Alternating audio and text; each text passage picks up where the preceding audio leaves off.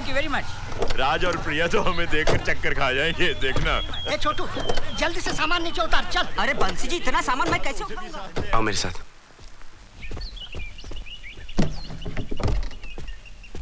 प्रिया। हाँ? दादाजी पूरी फैमिली को लेके आ गए। क्या? हाँ। वो तुम्हारी फैमिली है? हाँ। प्रिया गड़बड़ हो जाएगी, वो सोचते कि तुम प्रेग्नेंट हो। ओह गॉड। एक सेकंड।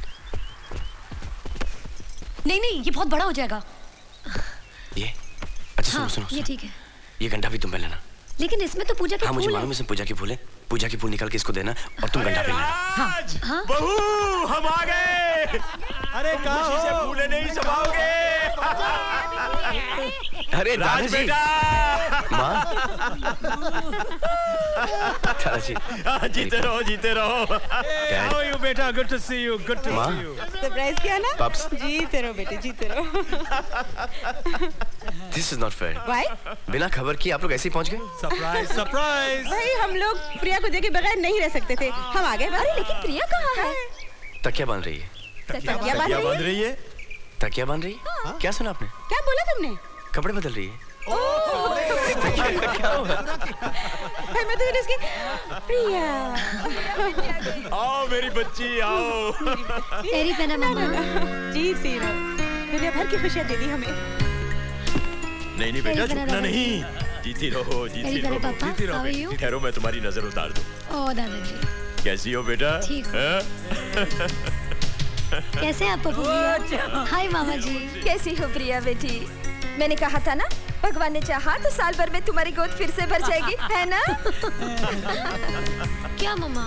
आप लोग ने भी ऐसा क्या सरप्राइज दे दिया मुझे आज? पहले बता देती, सोनू बाबू को एयरपोर्ट लेने आ जाते। अरे मैं तो कब से लेकिन बाबूजी ने कहा बच्चों से परेशान नहीं करना है, मना कर दिया। इसमें परेशानी की क्या बात है? हम तो सरप्राइज देने आए हैं। क्या हुआ? क्या हुआ? हाँ?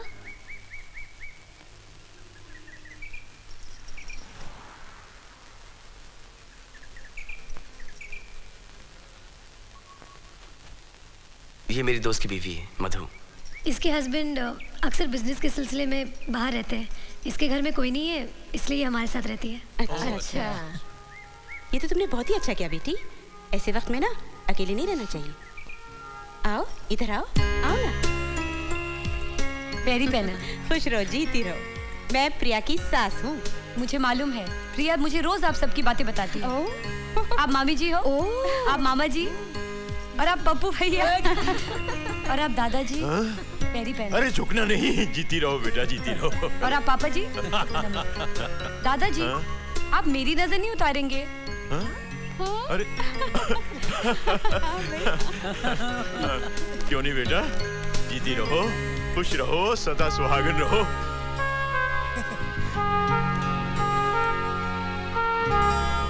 डरने की बात नहीं है। मिथुन चक्रवर्ती ऊटी में क्यों रहते हैं? ताकि वहाँ के लोगों में वो गोरा दिखाई दे। दादाजी बिस्किट। Thank you.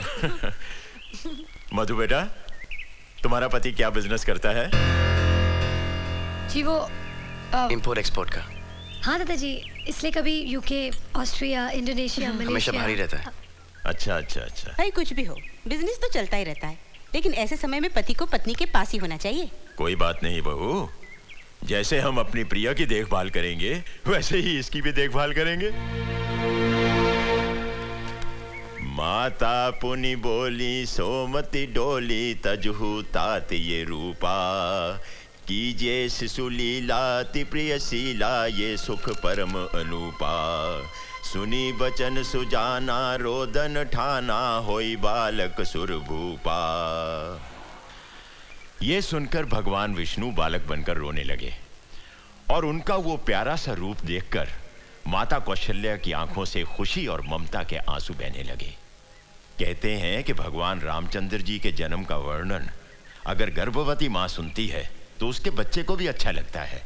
तुम जरा महसूस करके देखना, कोई ना कोई हरकत अंदर जरूर हो रही होगी।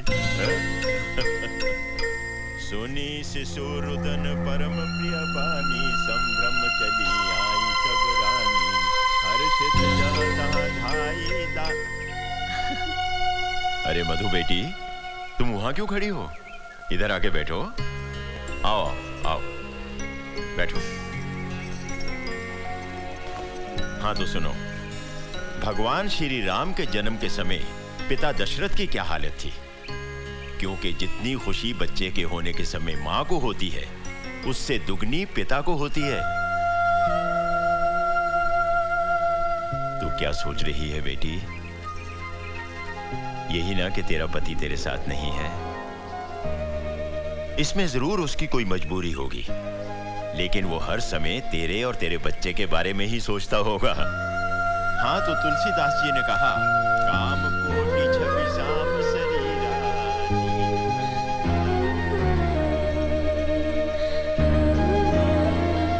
प्रिया, प्रिया बेटी। जी माँ। बेटी वो सौंठ के लड्डू है, याद है? मैं दिल्ली से लेकर आई हूँ तेरे लिए। ले खा ले, शाबाश।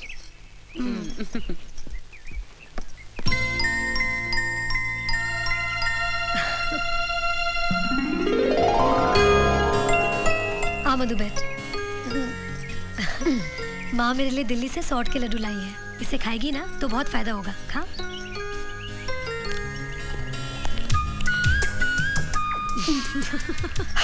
तीखा है ना? लास्ट जब मैं एक्सपेक्ट करी थी ना तो मुझे भी बहुत तीखे लगते थे, इसलिए माँ मुझे अपने सामने बिठाकर जबरदस्ती खिलाती थी। एक और खाएगी? अरे मारी कहना नहीं मैंने लड्डू खिलाए। ओके मधु। जी माँ जी। अरे तुम यहाँ हो और मैं तुम्हें तुम्हारे कमरे में ढूंढ रही थी। मैं दादाजी के पास बैठी थी। क्या बात है, तुम रो रही हो? नहीं नहीं नहीं, मैं रोने वाली पिक्चर देख रही थी ना, इसीलिए। रो पड़ी। चल तो मेरे साथ। चल बैठ, आराम से आराम से। मधु बेटी, ये है ना, ये सौंठ के लड्डू हैं। इसे खाने से बच्चे को और माँ को दोनों को बहुत फायदा होता है। चल खा ले। नहीं नहीं माँ जी, मैं बाद में खा लूंगी। नहीं नहीं, बाद में नहीं, तुझे मेरे सामने खाना होगा वरना तू रख देगी। नहीं नहीं माँ जी, माँ जी, तीखा होता है ना, इसलिए मैं जानती हूँ। चल मुँह खोल। नहीं माँ जी, माँ जी, मैं शाबाश शाबाश बच्ची मेरी, मुँह खोल मुँह खोल मुँह खोल मुँह खोल। शाबाश शाबाश, ठीक है ना? शाबाश। अरे मधु बेटी, तुम्हारे पैरों में तो बहुत सूजन है। जी मैंने डॉक्टर से कहा था, लेकिन उन्होंने कहा ऐसा होता है। ऐसा होता जरूर है, लेकिन ज्यादा सूजन अच्छी बात नहीं। मैं तेरे पैरों में ना 7 बूटी वाला तेल लगा देती हूँ, उससे सूजन कम हो जाती है। बंसी, वो 7 बूटी वाला तेल तो लाना। अभी ना। बस रख दो जी। ला बेटी। नहीं नहीं माँ जी, आप मेरे पाँव को हाथ लगाएं, मुझे अच्छा नहीं लगेगा। लेकिन मुझे तो अच्छा लगेगा। जिसे जुबान से बेटी कह दिया, उसे मन से बेटी मान भी लिया। तू मेरी बेटी है ना? हाँ?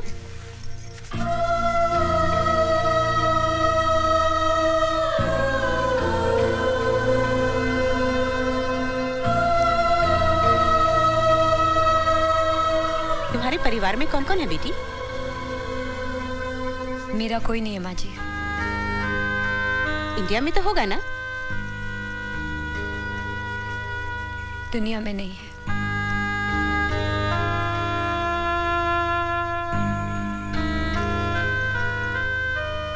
आज के बाद फिर कभी मत कहना कि मेरा कोई नहीं है।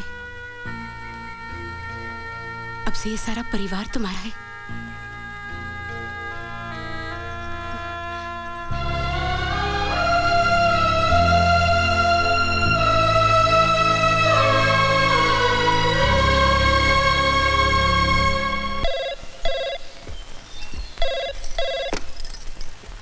हेलो, नमस्ते पंडित जी, कैसे हैं आप? हाँ जी, 1 मिनट। दादाजी। हाँ बेटा। पंडित जी का फोन है दिल्ली से। हेलो।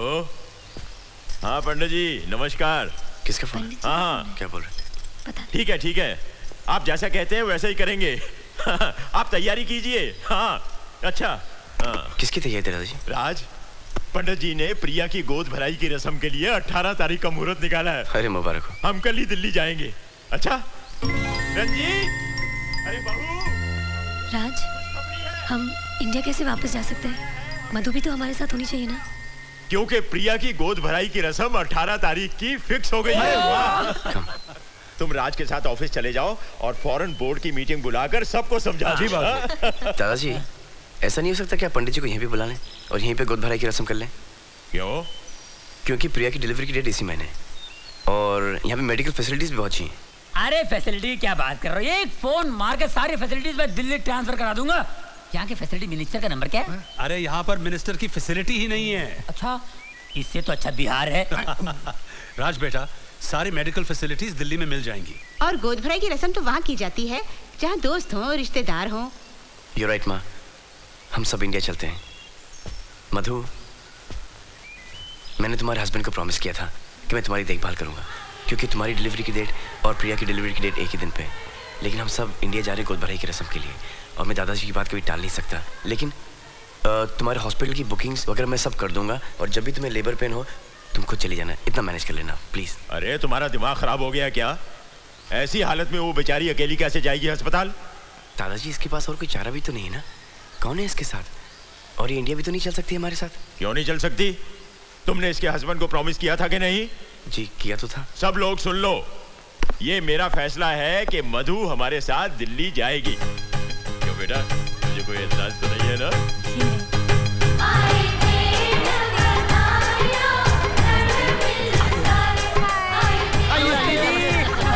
वो मेरे पापा और वो मेरे भैया भाभी। ये लोग क्या लेके आए हैं? शगुन। गोद भराई की रस्म में होने वाली माँ महके के ही कपड़े पहनती है। अरे वाह, ये रस्म इतनी बड़ी होती है।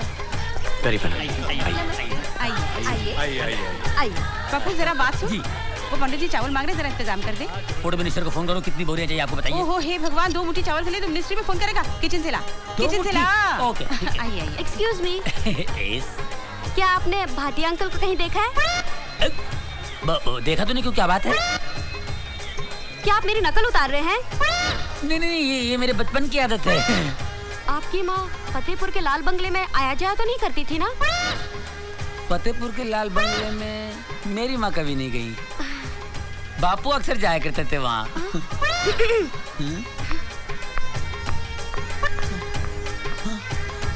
बापू हमेशा कहा करते थे कि बेटा तेरी को एक बहन है। बापू।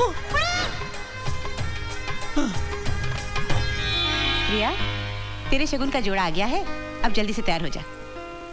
माँ जी, आप नीचे चलिए, मैं प्रिया को तैयार करके लाती हूँ। नहीं बेटी, तुम नीचे नहीं आ सकती। देखो, मैं तो चाहती थी कि तुम्हारी भी गोद भराई की रस्म मैं प्रिया के साथ करूं, लेकिन पंडित जी ने कहा कि 2 गर्भवती एक साथ इस फंक्शन में नहीं शामिल हो सकती। ठीक है माँ जी। और प्रिया बेटी,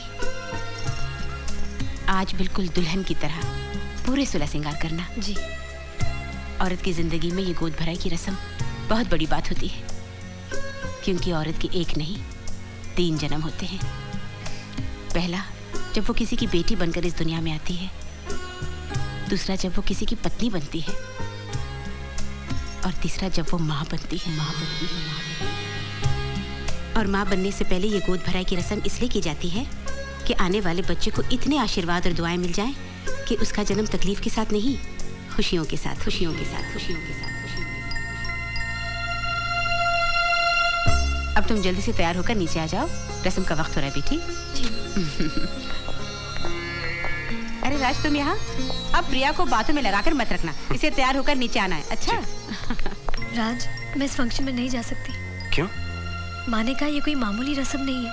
ये पूजा प्रार्थना इसलिए है कि आशीर्वाद दुआएं हमारे बच्चे को मिले। इस रस्म में मेरी जगह मधु को बैठना चाहिए। लेकिन ये कैसे हो सकता है? अगर मधु मेरा दुल्हन का जोड़ा पहन ले तो घूंघट तो रहेगा ही ना, और किसी को मालूम ही नहीं पड़ेगा कि वो मधु है।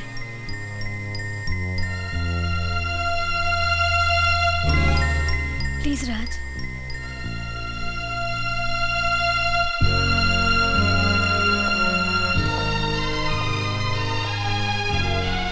मधु, तुम शगुन का जोड़ा पहन लोगी?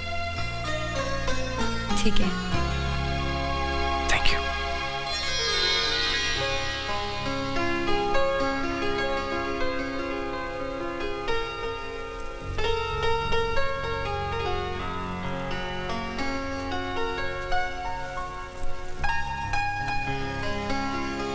भाभी जी, जरा देख कर आओ ना, प्रिया रेडी हुई कि नहीं हुई। ले आओ जल्दी से। जी दीदी। मामी, मैं देख था। मामी देखे था। देखा? अच्छा भाई, तू ही ले आ।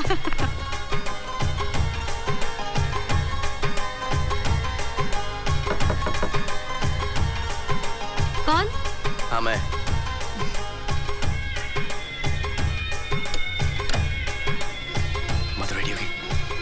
रेडी हूँ। ओह माय गॉड, लड़कियाँ, अरे मैं तो मंगलसूत्र सुनो पहना सुनो नहीं। सुनो, मैं पहना लेता हूँ, तुम जाओ। अच्छा ठीक है, मैं उस तरफ चली जाती हूँ।